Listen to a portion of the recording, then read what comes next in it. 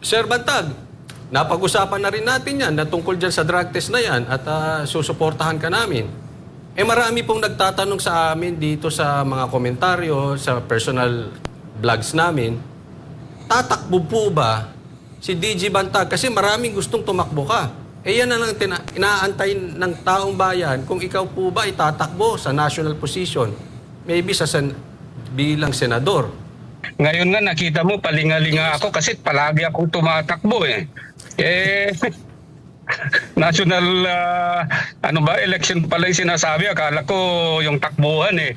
Kaya napapalinga ako, baka tumakbo na naman ako ngayon. Yun nga po, marami po nagsasabing tumakbo kayong senador dahil alam naman po natin yan ang isa sa mga kulang sa atin ngayon yung war on drugs, di ba? Sabi nyo nga kung kayo maging senador, yan isa sa mga ipupush nyo, mandatory na drug test sa mga opisyal. Baka naman po daw mabigyan nyo ng sagot yung kahilingan ng taong bayan na kayo ay tumakbo bilang senador. Alam mo, nagpapasalamat ako ng lubos-lubos sa ating mga kababayan.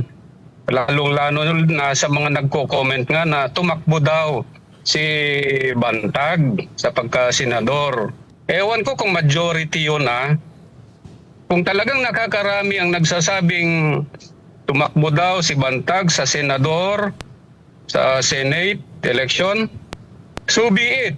Di gawin natin.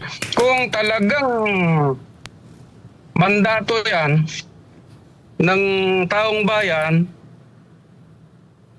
sino ba tayo para tumanggi, di ba? Pero kailangan ko munang harapin kasi ang kaso ko. Kaya pinag-iisipan din namin yan kung yan nga may kagustuhan ng taong bayan na tumakbo si Bantag. Pag-iisipan naming maigi, Banateros Brothers, kung ano ang dapat naming gawin para mapagbigyan ang hiling ng taong bayan. Pero wala akong pera. Naku po. Ayan. Alam nyo po, DG Bantag, dito sa mga komento, talagang marami nagsasabi na gusto kayong tumakbo. Kaya kung kayo mga nanonood ngayon, involve natin kayo, kayong mga netizens.